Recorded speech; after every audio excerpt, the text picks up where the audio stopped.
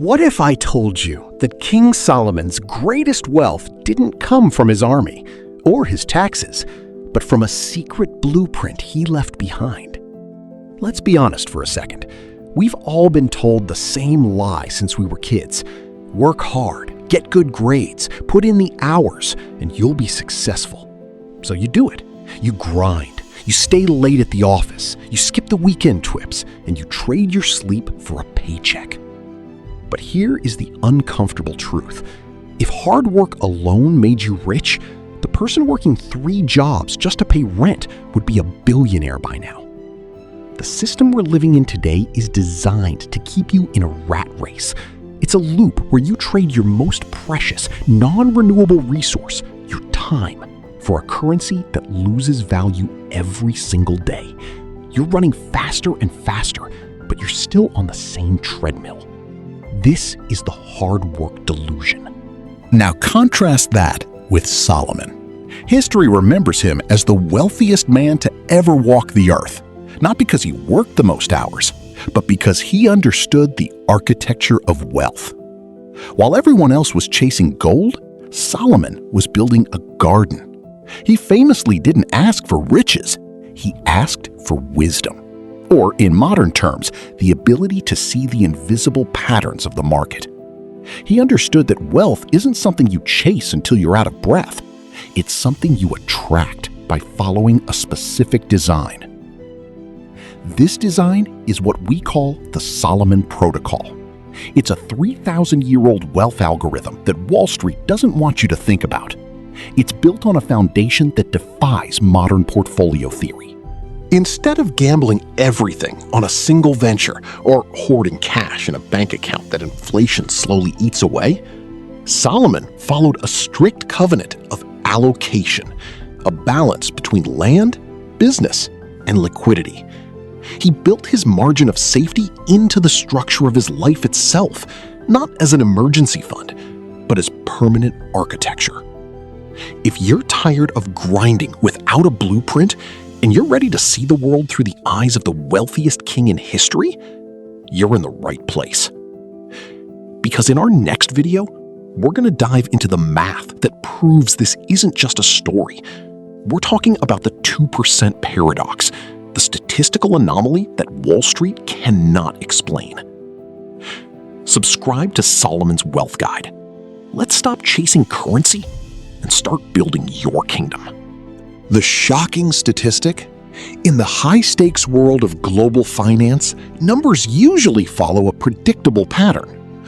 But there is one anomaly so glaring, it defies every laws of probability you've ever learned.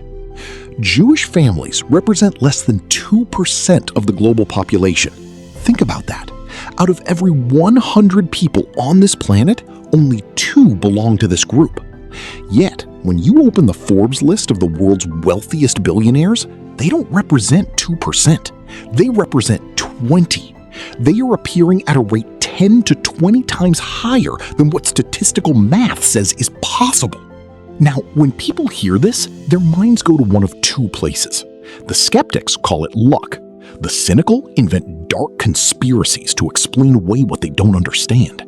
But both are wrong. Luck doesn't last for 3,000 years, and conspiracies don't survive 20 generations of economic collapse, persecution, and exile. What you are looking at is not a secret handshake. It is a success algorithm.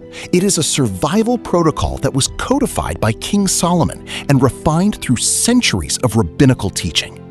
It's a mathematical certainty that occurs when you follow a specific set of boundaries that the rest of the world has forgotten. The tested algorithm. King Solomon's annual revenue reached approximately 666 talents of gold, roughly $1 billion in today's purchasing power. But his real legacy wasn't the gold itself. It was the architecture of how he deployed it. The 2% anomaly exists because this community was taught to treat wealth as a covenant, not just a strategy. While the 99% are gambling on the latest trends, the followers of the Solomon Protocol are following a ratio older than any living empire. They don't chase higher returns. They protect the downside and position for the upside simultaneously. They have built a system that is anti-fragile, a system that actually grows stronger when the global economy contracts.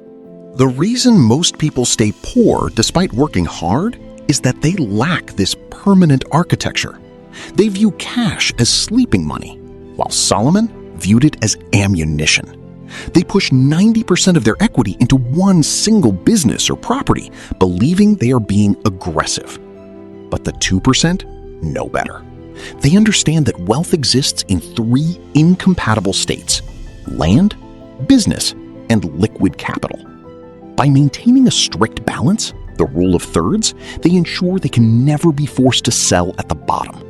They can weather a real estate crash because their business and liquidity remain intact. This is not being conservative. This is being aggressive with a safety net built into the very structure of your life. The anomaly isn't a mystery anymore. It's an invitation. If you want the results of the 2%, you have to stop following the blueprints of the 99%. In the next part of this series, we are going to stop talking about the why and start talking about the how. We are going to deconstruct the rule of thirds, the exact formula Solomon used to turn wisdom into a $1 trillion empire. Subscribe and stay tuned. Your architecture starts now. If you want to understand why most people never get ahead, look at the questions they ask. The average person is obsessed with one number. How much money am I making? They focus on the nominal, the raw dollar amount on their paycheck or the balance in their savings account. But here is the secret King Solomon understood. The amount of money you have is irrelevant if you don't have a structure to hold it. Think of money like water. If you pour 1,000 gallons of water onto open sand, it disappears. It evaporates, it sinks, it's gone. But if you pour that same water into a well-designed reservoir, it can sustain a city for generations. Without architecture, wealth is destined to evaporate. For most, this happens through the invisible tax of inflation or the sudden strike of emotional decision-making. When you focus only on the nominal value, you feel rich when the number goes up, and you panic when it goes down. Solomon saw that emotional investors are the easiest to defeat in the marketplace. They buy at the top because of greed and sell at the bottom because of fear. Their wealth has no bones. It's just a pile of cash waiting for the next economic storm to blow it away. This is why 90% of wealthy families lose everything by the 3rd generation. They inherited the money, but they didn't inherit the architecture. King Solomon didn't just accumulate gold, he engineered it. He built a system that was anti-fragile. In modern terms, being fragile means you break under stress. Being resilient means you survive stress. But being anti-fragile means you actually get stronger when the world falls apart. Solomon's architecture was built so that every economic shock served him. If the currency was devalued, his land protected him. If trade routes were blocked, his liquid reserves allowed him to pivot. He didn't build a bunker to hide his wealth. He built a permanent architecture that converted chaos into compounding velocity. He wasn't playing the game of how much.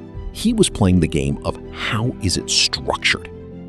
Most people spend their whole lives trying to get more water, never realizing their bucket is full of holes.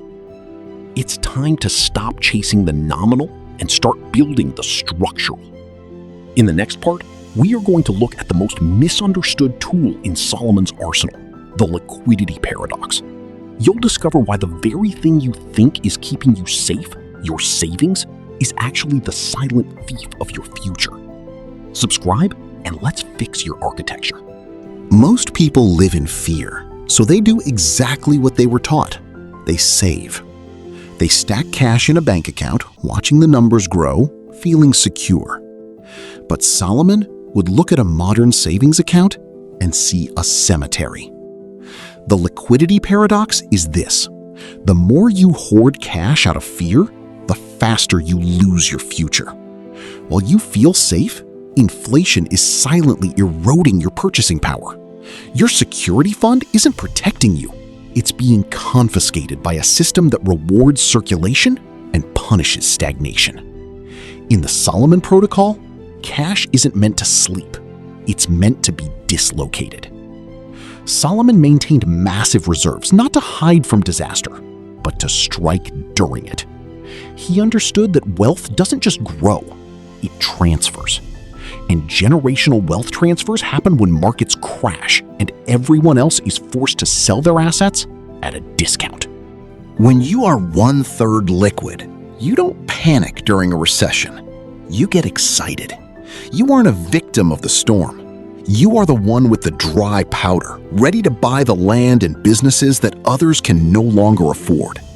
Liquidity is the oxygen that allows you to breathe while your competitors are suffocating. The paradox is that by keeping mandatory liquidity, you actually become more aggressive. You can take bigger risks because you have the air to survive. Most people are one paycheck away from disaster. The Solomon practitioner is one crisis away from an empire. Are you saving for a rainy day, or are you preparing to own the rain? But even with the perfect system, there is one spiritual boundary that determines if your wealth lasts for a season or for a century. Let's talk about the stewardship mandate. There is a reason why 90% of wealthy families lose everything by the third generation. It's because they were taught to be owners, not stewards. Solomon understood that you don't truly own anything. You are simply a manager of resources held in trust for the next generation. When you think like an owner, you become selfish, short-sighted, and fragile. But when you think like a steward, you build for a century, not just a season. The Solomon Protocol isn't just about financial engineering.